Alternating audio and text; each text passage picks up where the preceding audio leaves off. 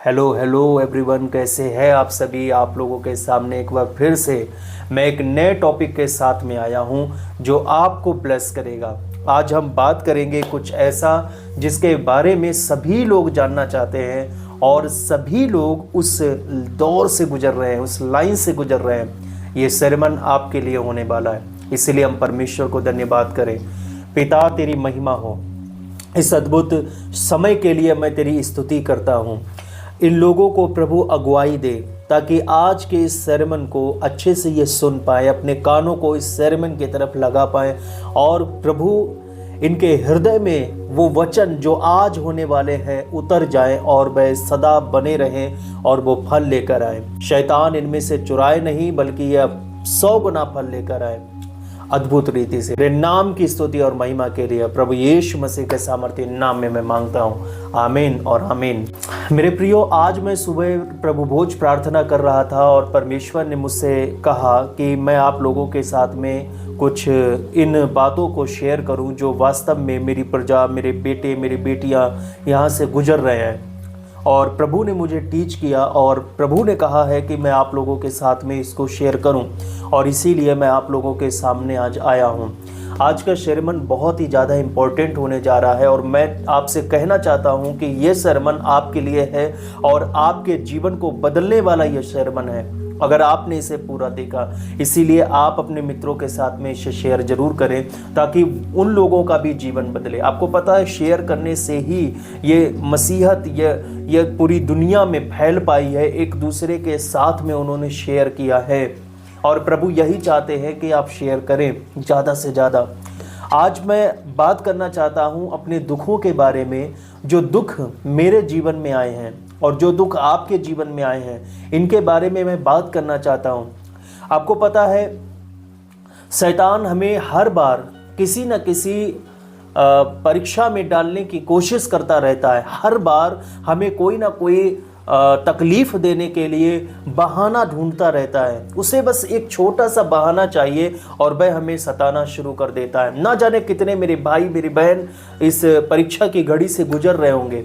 आपके जीवन में जो परीक्षाएं चल रही हैं, आपके जीवन में जो परेशानियां आ रही हैं, मैं जानता हूं कि आप परेशान हैं। मैं जानता हूं, आपके आंसुओं को मैंने महसूस किया है। मैं जब भी प्रार्थना करता हूं तो आपके आंसुओं को मैंने महसूस किया है, क्योंकि जिन जगहों से आप गुजर रहे हो, जिन परिस्थितियों से आप गुजर रहे हो, उन परिस्थितियों से मैं भी गुजर चुका हूं और मैंने भी इसको महसूस किया है। और उस वक्त मुझे परमेश्वर के वचन ने मुझे खड़ा किया था। परमेश्वर का वचन ही है जो मुझे फिर से खड़ा करता है, फिर से मुझे खड़ा कर देता है।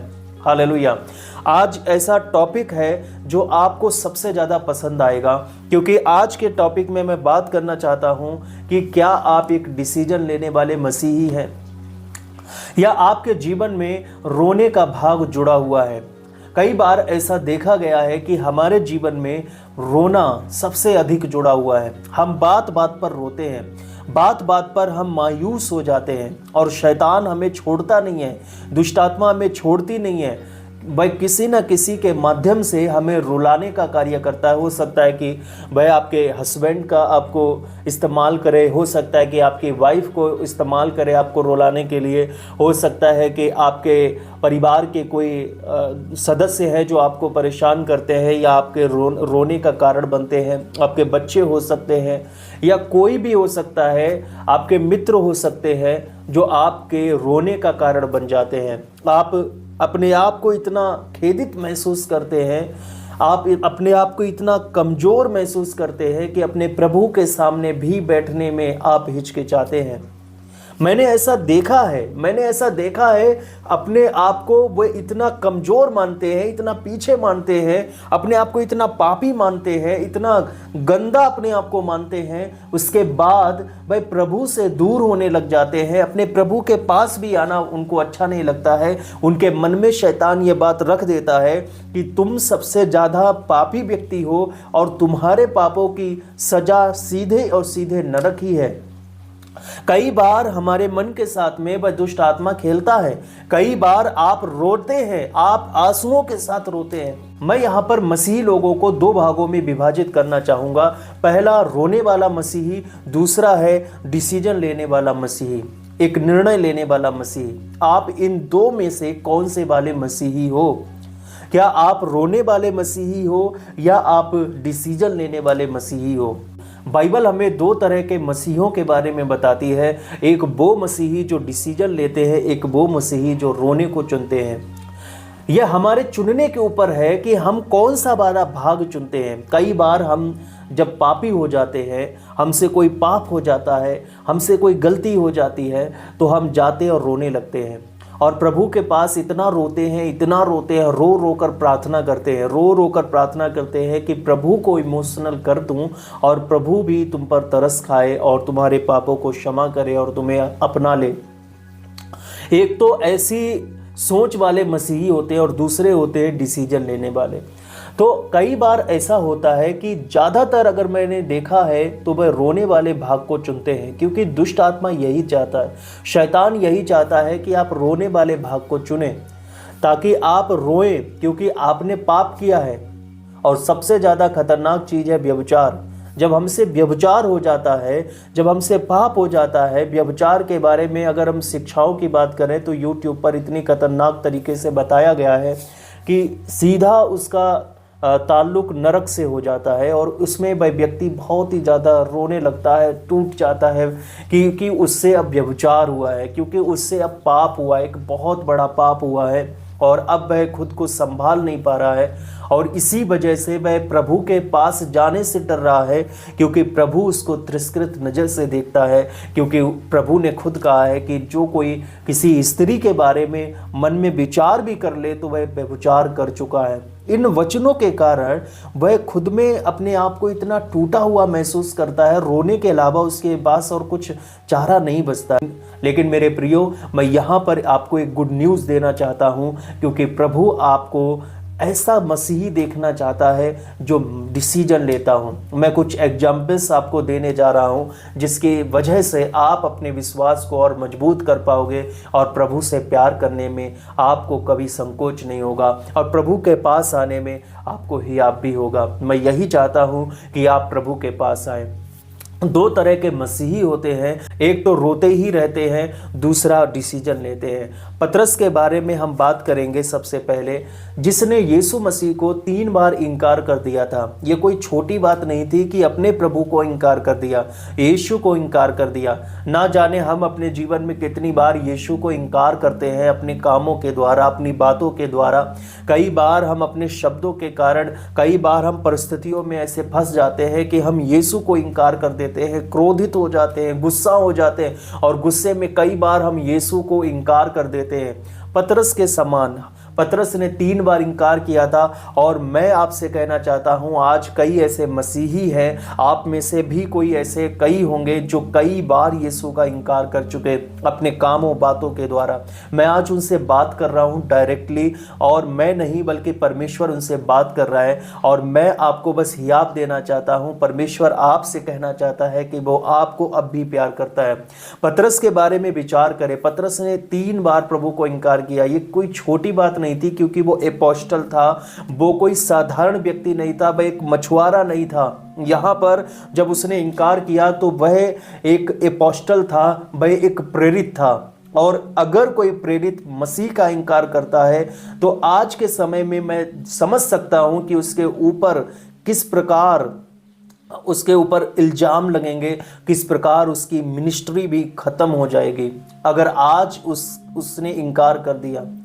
देखिए, इनकार करने के लिए मैं बढ़ावा नहीं देना चाहता हूं, लेकिन मैं बताना चाहता हूं कि कभी भी अगर आपको ऐसा महसूस हुआ हो कि मैंने मसीह का इनकार किया है तो आप पतरस का उदाहरण जरूर उठाकर देखिए। पतरस ने रोने वाले भाग को नहीं चुना, वह रोया जरूर था, वह रोता रहा, क्योंकि उस वक्त प्रभु उसके पास नहीं था। उसको यह नहीं पता था, उसने ये नहीं जाना था कि यीशु मृतकों में से जी उठेंगे। उसने तो उस कहानी को समाप्त मान लिया था कि यह कहानी पूरी तरह से समाप्त हो गई। वह रोता रहा, लेकिन जब प्रभु उसके सामने प्रकट हुआ, जब प्रभु उसके पास आया, वह जब नदी के किनारे मछली पकड़ने लगा था, फिर से अपनी पुराने जीवन को उसने जीना शुरू कर दिया था।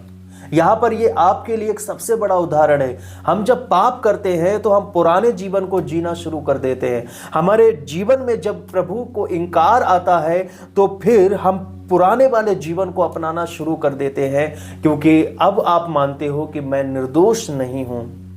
लेकिन जब प्रभु उसके पास आया तो उसने जो डिसीजन लिया, ये आपको जानने की ज़रूरत है। उसने प्रभु को प्यार करने का डिसीजन लिया। जब यीशु ने उससे पूछा कि क्या तू मुझसे प्यार करता है, तो उसने कहा, हाँ प्रभु, मैं तुझसे प्यार करता हूँ। उसने डिसीजन लिया, प्रभु को प्यार करना चुना, उसने रोने को नहीं चुना। भाई यीशु के सामने यह नहीं बोला कि प्रभु तू मेरे पास क्यों आ गया, मैंने तो तेरा इनकार कर दिया, चला जा मेरे पास से, मुझे अब किसी से कोई बात नहीं करनी है। कई बार हम रोते हैं तो हम इसी तरह से बात करते हैं, मुझे किसी से बात नहीं करनी है, मुझे किसी से कोई मतलब नहीं है, मुझे अकेला छोड़ दो। पतरस ने ऐसा नहीं कहा। उसने कहा, मैं डिसीजन लेता हूं प्रभु को प्यार करने के लिए। मैंने जो पाप किए तो किए, लेकिन मैं डिसीजन लेता हूं, हाँ प्रभु मैं तुझे प्यार करता हूं। 3 बार उसने इनकार किया, 3 बार उसने एक्सेप्ट किया कि हाँ प्रभु मैं तुझे प्यार करता हूं, और यीशु ने उससे प्यार किया और यीशु ने उसको अधिकार दिया। आप भी पतरस के समान डिसीजन ले सकते हैं और उस अधिकार को फिर से पा सकते हैं। मैं बात करना चाहूँगा जक्कई के बारे में भी। जक्कई के बारे में जरा विचार करो। जब वह पापी था, जब वह अपराधी था, और जब उसको यीशु मिला, यीशु मिलने के बाद उसने डिसीजन लिया कि मैं अपनी धन संपत्ति को गरीबों में बांट दूंगा, मैंने जो कुछ भी उनसे लिया है मैं उनको फेर दूंगा। और प्रभु ने कहा, आज इस घर में उद्धार आया है। जब हम कोई डिसीजन लेते हैं तो वास्तव में हम प्रभु को प्यार अपना प्रदर्शित करते हैं, और प्रभु कहता है कि आज इस घर में उद्धार आया है। कौन से घर में? ये जो शरीर है, ये उसका घर है, यह परमेश्वर का मंदिर है, इसमें उद्धार आया है। हमारा उद्धार खत्म हो जाता है जब हम उससे दूर हो जाते हैं, उसको इनकार कर देते हैं और प्रभु के पास नहीं आते हैं। जब हम डिसीजन लेते हैं कि प्रभु मैं तुझे प्यार करता हूं, जब आप चुन लेते हैं, प्रभु को प्यार करना चुनते हैं, तो वह आपको कहता है कि आज इस घर में उद्धार आया है।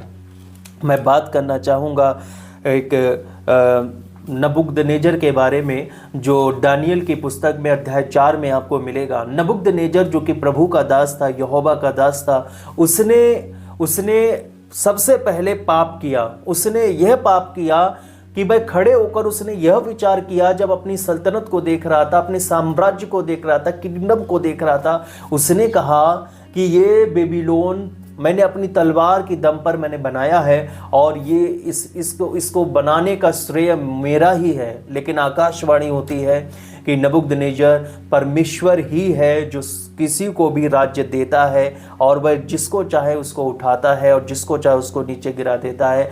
तूने जो ऐसा सोचा है, आज से तेरी स्थिति ऐसी हो जाएगी कि तू जानवरों के साथ में भोजन किया करेगा। और ऐसा ही हुआ। और बाइबल कहती है कि उसको उसके जीवन में उसकी बुद्धि तब तक पागल रही, वह तब तक जानवरों के साथ रोटी खाता रहा और ओस में भीगा करता था और बाहर घास में ही सोता था, और उसके लोग उसको भूल गए थे। ऐसा तब तक चलता रहा जब तक उसने यह नहीं मान लिया कि प्रभु ही सर्वशक्तिमान परमेश्वर है। जब तक उसने डिसीजन नहीं लिया प्रभु को अपनाने का, जब तक उसने डिसीजन नहीं लिया प्रभु को बड़ा मानने का कि प्रभु ही मेरे जीवन का सबसे बड़ा सत्य है, जब तक उसने यह मान नहीं लिया कि प्रभु जिसको चाहे उसको राज्य देता है, ये जो बेबीलोन का जो किंगडम है, ये जो मुझे मिला है, ये परमेश्वर यहोवा ने मुझे दिया है, जब उसने इस बात को मान लिया तो बाइबल कहती है कि उसकी बुद्धि ज्यों की त्यों हो गई। आप चाहें तो दानियल अध्याय 4 में से पढ़ लीजिएगा। यह बहुत ही सुंदर घटना है। हमें एक डिसीजन लेने की जरूरत है और हमारी बुद्धि ज्यों की त्यों हो जाएगी। जब हमारे जीवन में पाप आता है तो कई बार हमने ऐसा महसूस किया है कि हम डिप्रेशन में चले जाते हैं, और डिप्रेशन में जाने का मतलब नबूकदनेस्सर के समान पागलों की तरह हो जाना कि कोई भी अगर कुछ कहता है तो हम चिढ़ने लग जाते हैं, कोई भी कुछ बोलता है तो हमें बुरा लग जाता है। हम एक ऐसे डिप्रेशन में है कि किसी के कहने का कोई मुझ पर फर्क नहीं पड़ता है। जैसे जानवरों पर कोई फर्क नहीं पड़ता है, वैसे ही मुझ पर भी कोई फर्क नहीं पड़ता है। और कई बार लोग ऐसा डिसीजन ले लेते हैं, गलत डिसीजन ले लेते हैं, और वो ये कहते हैं कि मुझ पर अब कोई फर्क नहीं पड़ता है, कोई चाहे कितना भी बोले मुझ पर कोई फर्क नहीं पड़ता। बिल्कुल नबूकदनेस्सर के समान कि उस पर कोई फर्क नहीं पड़ता था। और जब उसने सर्वशक्तिमान परमेश्वर के प्रति अपना निर्णय लिया तो बाइबल कहती है कि उसकी बुद्धि ज्यों की त्यों हो गई। और बाइबल यह भी कहती है कि उसके किंगडम को फिर से दे दिया गया और उसके वैभव को और भी बढ़ा दिया। परमेश्वर ने और भी ज्यादा उसके वैभव को बढ़ा दिया। आमीन, हालेलुया। इसी प्रकार हम दाऊद के बारे में पढ़ सकते हैं। हम दाऊद के बारे में जानते हैं, उसने पाप किया, वह एक परमेश्वर का दास था और उसने लड़कपन में ही गोलियत को मार दिया। वह एक पराक्रमी राजा बन गया क्योंकि परमेश्वर ने उसको ब्लेस किया, उसको राजा बनाया। और बाइबल कहती है राजा बनने के बाद, जो कि एक परमेश्वर का दास ऑलरेडी है, वो उसने पाप किया, उसने बदसेबा के साथ में व्यभिचार किया, उसने पाप किया। और बाइबल कहती है उसके बाद उसने रोने को नहीं चुना। उसने ये नहीं कहा कि अब मेरा जीवन समाप्त हो गया, उसने ये नहीं कहा कि अब मेरी लाइफ में अब कुछ नहीं है, उसने परमेश्वर को छोड़ दिया, ऐसा बाइबल नहीं कहती है। दाऊद ने चुना है डिसीजन लेना। उसने भजन संहिता 51 में 51 में आप पढ़ सकते हो किस प्रकार पश्चाताप किया। उसने पश्चाताप करने को चुना। उसने कहा कि नहीं, मैं रोने को नहीं चुनूंगा। अगर मुझसे गलती हुई है तो मैं रोने को नहीं चुनूंगा, मैं परमेश्वर से दया मांगूंगा। बाइबल कहती है कि उसने अपने पुत्र के लिए भी उपवास किया, क्या जाने यहोवा उस पर दया करे। उसने डिसीजन लिया कि यहोवा की दया उसे प्राप्त हो जाए। और बाइबल कहती है कि जब उसका बेटा मर गया उसके बाद भी उसने फिर से डिसीजन लिया कि मैं पश्चाताप करूंगा। और भजन संहिता 51 में हम पढ़ सकते हैं कि कितना सुंदर उसने पश्चाताप किया। और जिसे आज हम मसीही लोग उन्हीं शब्दों के साथ अपने ईश्वर के सामने पश्चाताप करते हैं। हालेलुया। मैं जब पहले मसीही में आया था तो मेरे पुरोहित ने, मेरे प्रीस्ट ने, मेरे फादर ने मुझे बताया था कि भजन संहिता 51 के साथ में आप प्रार्थना करो और पश्चाताप करो। मुझे आज भी याद है, हम लोगों ने उसको कंठस्थ कर लिया था, उसको याद कर लिया था और उसको रोजाना बोला करते थे। और मुझे याद है कि पश्चाताप हमारे जीवन में किस प्रकार का था। और उस वक्त धीरे धीरे जितना भी परमेश्वर मुझे बताता जाता था हम पश्चाताप करते जाते थे। लेकिन एक चीज़ मैंने सीखी है, डिसीजन लेना, जो कि हम दाऊद से सीख सकते हैं। उसने डिसीजन लिया। उसने कहा कि प्रभु अपने पवित्र आत्मा को मुझसे दूर ना कर, मुझ में स्थिर आत्मा उत्पन्न कर। उसने कहा कि तू टूटे और पिसे हुए मन वालों पर दया दृष्टि करेगा, तू उसको त्यागेगा नहीं। उसने कहा सियोन के चार दीवारी फिर से खड़ी कर, जो गिर गई है चार दीवारी उसको फिर से खड़ी कर। बहुत सुंदर वचन है। उसकी चार दीवारी फिर से खड़ी की गई। बाइबल कहती है उसके किंगडम को फिर से दे दिया गया। ये सुंदर है। मेरे प्रियो, दाऊद के समान हमें पश्चाताप करने की जरूरत है। हमें पश्चाताप करने की जरूरत है, डिसीजन लेने की जरूरत है। हमें रोने को चुनना नहीं है। हम जानते हैं कि पाप होने के बाद हम अपने आप को खेदित महसूस करते हैं, हम जानते हैं। लेकिन ऐसा नहीं करना है कि अब आपका सब कुछ समाप्त हो गया है और प्रभु ने तुमको त्याग दिया है, अब तुम्हारे जीवन में नरक ही है और कुछ नहीं। ऐसा कभी नहीं सोचना, क्योंकि बाइबल कहती है कि प्रभु तुमसे सबसे ज़्यादा प्यार करता है। उसने तुम्हारे लिए अपने लहू को बहाया, उसने तुम्हारे लिए उसने कोड़े खाए, उसने तुम्हारे लिए सब कुछ किया। तुम्हें रोने की जरूरत नहीं है, रोने वाले भाग को चुनने की जरूरत नहीं है। तुमको डिसीजन लेने की जरूरत है, अपने आप को प्रभु की ओर मोड़ने की जरूरत है। That's it. और प्रभु तुमको प्यार करता है। बाइबल में हम उड़ाऊ पुत्र के बारे में क्या जानते हैं? उड़ाऊ पुत्र जब उसने पाप किया, अपनी सारी धन संपत्ति वेश्याओं पर उड़ा दी। उसके जीवन में व्यभिचार था, उसके जीवन में नशा था, उसके जीवन में बहुत ही ज़्यादा अयासी टाइप की चीज़ें थी, गलत चीज़ें थी, व्यभिचार वाली चीज़ें थी। बाइबल कहती है मेरे प्रियो, उसके जीवन को ऐसा अगर आप देखोगे तो आप समझ सकते हो कि वह सुअरों के साथ खाना उसके लिए कितना कठिन रहा होगा। उसने चाहा कि वह सुअरों के साथ खा ले। वो चाहता था कि उसको कुछ फलियां मिल जाएं, लेकिन बाइबल कहती है कि उसका मालिक उन सुअरों की फलियां भी उसको खाने नहीं देता था। उसने रोने को नहीं चुना। मेरे प्रियो, उसने रोने को नहीं चुना। उसने बैठे बैठे विचार किया, उसने निर्णय लिया कि मैं रोऊंगा नहीं। मेरे पिता के यहाँ नौकर भरपेट भोजन करते हैं। मेरे पिता के यहाँ नौकर की इच्छा भी खत्म हो जाती है, इतना भोजन उनको मिलता है, और मैं यहाँ भूखों मर रहा हूँ। बेटा ना सही, लेकिन नौकर बन के तो जा सकता हूँ, नौकरी तो कर ही सकता हूँ ना अपने बाप की।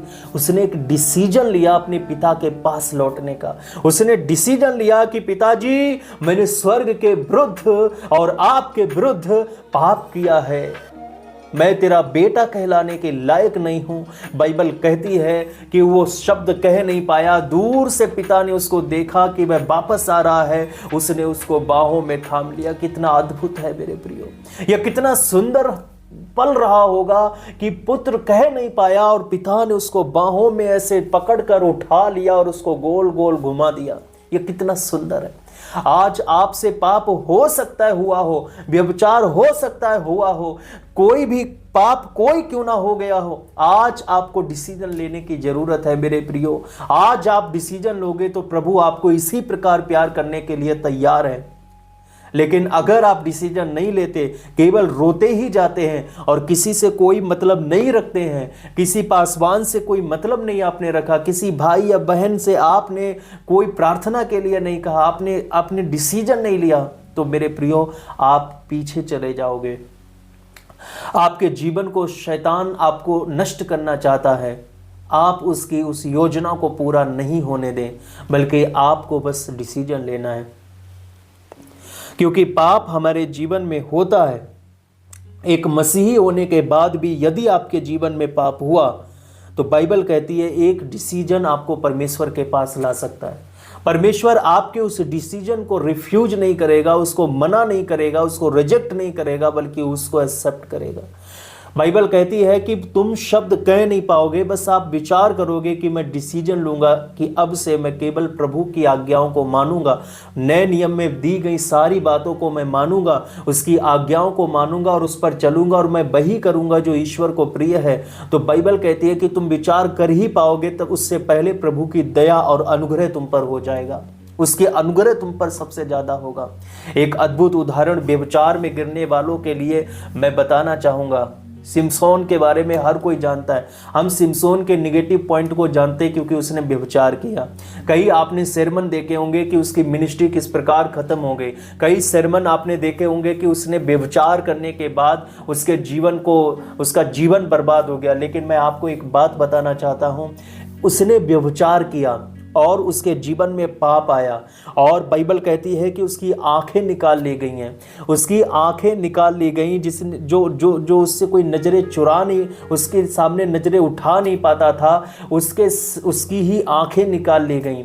बाइबल कहती है इतना बलवान व्यक्ति, अब उसके पास कोई ताकत नहीं रह गई क्योंकि उसके जीवन में व्यभिचार आ गया। उसने उन रहस्यों को बता दिया जिसके लिए बाइबल मना कर रही थी, प्रभु ने मना किया था, जिसके लिए प्रभु ने मना किया था कि तुम यह रहस्य किसी को नहीं बताओगे, ये सीक्रेट किसी को नहीं बताओगे। उसने उस सीक्रेट को डिलाइला को बता दिया और उसके जीवन में ऐसा हुआ कि उसका सब कुछ समाप्त हो गया। वह चक्की पीसने लगा, वह उस बंदियों के साथ में हो गया जो उसके सामने भी खड़े होने के योग्य नहीं थे। वह उनके साथ में चक्की पीसने लगा और बाइबल कहती है कि उसके जीवन में ऐसा पल आया कि उसने रोने को नहीं चुना। उसने कहा कि मुझसे पाप हुआ है, मुझसे गलती हुई है, मुझसे अपराध हुआ है, मैं इस बात को एक्सेप्ट करता हूँ, लेकिन मैं रोने को नहीं चुनूंगा, बल्कि मैं अपने परमेश्वर की तरफ मुड़ूंगा, मैं अपने प्रभु के पास फिर से जाऊंगा और मैं डिसीजन लेता हूँ कि इस बार मैं कोई गलती नहीं करूंगा। बाइबल कहती है कि शिमशोन ने डिसीजन लिया और मैं पढ़ूंगा न्यायों अध्याय 16 वचन 28 में। उसने इस प्रकार प्रार्थना की पाप होने के बाद। तब शिमशोन ने यह कहकर यहोवा की दुहाई दी, हे प्रभु यहोवा, मेरी सुधि ले, हे परमेश्वर, अब की बार मुझे बल दे कि मैं पलिश्तियों से अपनी दोनों आंखों का एक ही पलटा लूं। तब शिमशोन ने उन दोनों बीच वाले खंभों को जिनसे घर संभला हुआ था पकड़कर एक तो दाहिने हाथ से और दूसरे पर बाएं हाथ से बल लगा दिया और सिमसोन ने कहा, फलिस्तियों के संग मेरा प्राण भी जाए। और वह अपना सारा बल लगाकर झुका। तब वह घर सब सरदारों और उसमें के सारे लोगों पर गिर पड़ा। इस प्रकार जिनको उसने मरते समय मार डाला वे उनसे भी अधिक थे जिन्हें उसने अपने जीवन में मार डाला था। बाइबल कहती है कि इस बार जब उसकी ताकत आई, इस बार जब उसने डिसीजन लिया तो उसकी ताकत दोगुनी हो गई थी। उसने इतने लोगों को मार दिया जितने उसने जवानी में नहीं मारे थे, जब उसके जीवन में पाप नहीं था। उसने पाप होने के बाद जो डिसीजन लिया, उसके पास जो ताकत आई, अनुग्रह हुआ उस पर, वो उससे भी कई अधिक ज्यादा था। हो सकता है कि आपके जीवन में पाप आया हो सकता है कि आप पाप में इस वक्त पड़े हुए हो, लेकिन आपका यह डिसीजन आपके अनुग्रह को डबल भी कर सकता है। अगर आज आप एक डिसीजन लेते हैं कि मेरे प्रभु, मैं तेरे पास आता हूं, मेरे पापों को क्षमा कर, मैं जानता हूं कि मैं अपराधी हूं, लेकिन मैं ये भी जानता हूं कि यीशु की दया मुझ पर सबसे अधिक हुई है। उसने मेरे लिए लहू बहाया जब मैं पापी था, मैं मेरे लिए क्रूसित हो गया जब मैं अपराधी था, मैं पापी था। उसने मेरे क्रूस को खुद ले लिया और उसी लहू के द्वारा मैं तुझसे माफी मांगता हूं। बाइबल कहती है कि वह तुमको माफ भी करेगा, और मैं भी आपको इस बात का एश्योरेंस देना चाहता हूं कि वह तुमको क्षमा करेगा और तुम्हारे ऊपर जो अनुग्रह होगा वो पहले से अधिक होगा। बस डिसीजन लेने की जरूरत है। अब आपको चुनना है कि आप किसे चुनते हैं, रोने को, रोने वाले भाग को। मेरे प्रियो, आपको याद होगा न्यायों की पुस्तक में ही आप पढ़ रहे होंगे जब शमूएल का जन्म हुआ था। शमूएल का जन्म से पहले उसकी जो माता थी, उस बस शीलो में रोजाना रोती थी। हन्ना रोजाना रोया करती थी, वह रोजाना रोती थी और चली जाती थी, रोती थी चली जाती थी। और जब तक वो रोती रही उसके जीवन में कोई अनुग्रह नहीं हुआ। लगातार वह रोती रही, एक बच्चा मांगती रही, पर उसके जीवन में कोई अनुग्रह नहीं हुआ। रोने से उसके जीवन में कोई लाभ नहीं हुआ। लेकिन बाइबल कहती है कि अब की बार जब वह प्रार्थना करने के लिए गई थी और वह रो रही थी, रोते रोते उसने क्या किया, एक डिसीजन लिया। उसने कहा कि अब की बार जो पुत्र तू मुझे देगा वो मैं तुझे समर्पित करूंगी। बाइबल कहती है उसके इस डिसीजन ने उसको ब्लेस किया। बाइबल कहती है कि उसके आंसू पोंछ दिए गए हमेशा के लिए, और बाइबल कहती है कि उसके और भी पुत्र उत्पन्न हुए जब उसने शमूएल को प्रभु को अर्पित कर दिया। इसी प्रकार डिसीजन आपके जीवन में, निर्णय आपके जीवन में बदलाव लेकर आता है। हमें निर्णय लेने की जरूरत है। हमें मसीही जीवन के लिए निर्णय लेने की जरूरत है। आमीन। ओ प्रभु, मैं तेरी स्तुति करता हूँ, इन सुंदर वचनों के लिए मैं तेरी स्तुति करता हूँ। जो वचन तूने आज अपने पुत्र पुत्रियों को दिए हैं इसके लिए मैं तेरी स्तुति करता हूँ। Thank you Jesus, thank you lord. प्रभु, मैं तेरी प्रशंसा करता हूँ, इन वचनों के लिए मैं तेरी आराधना करता हूँ। Thank you Jesus, hallelujah. प्रभु, हो सकता है कि मेरे भाई मेरी बहनें प्रभु पाप में हो। प्रभु, आज ये इन्होंने निर्णय लेने का फैसला लिया है। मेरे खुदाबंद, इन्हें क्षमा कर, इन पर अनुग्रह कर, इन पर अनुग्रह कर, इनके अनुग्रह को प्रभु परमेश्वर अनुग्रह पर अनुग्रह दे। मेरे खुदाबंद परमेश्वर, मैं प्रार्थना करता हूँ, हालेलुया।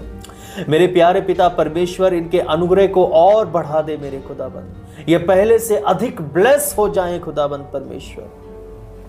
ये खुद को आज क्षमा प्राप्त महसूस करें। मेरी यह प्रार्थना है पिता, इस सेरेमन को प्रभु सक्सेसफुल बनाइए पिता, कि इनके जीवन को बदल दे पिता। ये सेरेमन इनके जीवन को बदल दे खुदाबंद परमेश्वर। ये केवल शब्द ना रह जाएं प्रभु, ये इनके जीवन को बदलने वाले शब्द बन जाए पिता। मैं प्रार्थना करता हूं प्रभु, इनके हृदय को बदल दे पिता। आज ये निर्णय ले पाए प्रभु। जिन लोगों ने आज निर्णय लिया है प्रभु, उनके जीवन में तू प्रभु मुक्ति को जोड़ दे प्रभु। हर बंधन को तोड़ दे, हर श्राप को मिटा दे, हर शर्मिंदगी को मिटा दे पिता। हर एक शर्मिंदगी इनके जीवन का हिस्सा जो है वो खत्म हो जाए। अब से वो तेरा हिस्सा ना रहेगी। परमेश्वर का वचन कहता है वो शर्मिंदगी तेरा हिस्सा ना रहेगी। परमेश्वर तुम्हारी हर शर्मिंदगी को दूर कर रहा है यीशु मसीह के नाम में। परमेश्वर की महिमा करो क्योंकि वही आदर के योग्य है। परमेश्वर की महिमा करो क्योंकि वही प्रेमी है। परमेश्वर की महिमा करो, वही युगानुयुग जीविता राज्य करता रहता है। वह महान पवित्र परमेश्वर है और हमारे लिए वो हमारा पिता है। यीशु मसीह के नाम में पिता की महिमा के लिए मांगते हैं, आमीन और आमीन। हालेलुया। ये बहुत अद्भुत है मेरे प्रियो। अब ये समय है परमेश्वर के राज्य के लिए बोने का। ये भी एक डिसीजन का एक भाग है। जो लोग बोने को चुनते हैं, परमेश्वर उसे बहुतायत की आशीष देता है। और जो लोग इस कलीसिया में बो रहे हैं, उनको पता भी होगा कि किस प्रकार परमेश्वर उनको प्रॉस्पर भी करता है, क्योंकि लगातार उनके दान के लिए भी प्रार्थना की जाती है। स्क्रीन पर दी गई जानकारी पर आप अपने बीज को बो सकते हैं और आप नहीं जानते कि आपका बीज कितने लोगों के जीवन को बदलता है। आप नहीं जानते कि आपका बीज ना जाने कितने लोगों के आंसुओं को पहुँचता है, क्योंकि इनसे जहाँ भी परमेश्वर का वचन फैलता है वो तुम्हारे उस बीज बोने के कारण होता है। और जिसके भी आंसू पहुँचे जाते हैं तो आपके सबसे पहले आंसू पहुँच दिए जाते हैं। आमीन। आपके जीवन में डिसीजन आपके जीवन को बदल सकता है। एक निर्णय आपके जीवन को बदल सकता है। आज निर्णय ले प्रभु के पीछे चलने का। आज निर्णय ले पश्चाताप करते हुए प्रभु में अपने जीवन को शुरू करने का, एक नया जीवन शुरू करने का। आज आप एक निर्णय लें और देखो कि उसका अनुग्रह तुम्हारे जीवन में कैसा हो रहा है। जब आप आज निर्णय ले लें तो फिर पिछला याद मत करना। आज आप जो निर्णय ले लें तो उस पाप को याद मत करना दोबारा, क्योंकि मैं आपसे कहता हूँ, प्रभु ने मुझसे कहा है कि वो तुम्हारे पापों को क्षमा कर देगा। बस निर्णय सच्चा होना चाहिए, एक सच्चा निर्णय जिसे आप वास्तव में निभाने जा रहे हो, और प्रभु तुम्हारी मदद करेगा। और मेरी प्रार्थना यह हमेशा रहेगी आपके लिए कि जो निर्णय आपने लिया है उसको आप पूरा भी कर पाओ, यीशु मसीह के नाम में। आमीन। मिलते हैं नए शर्मन के साथ में। शालोम।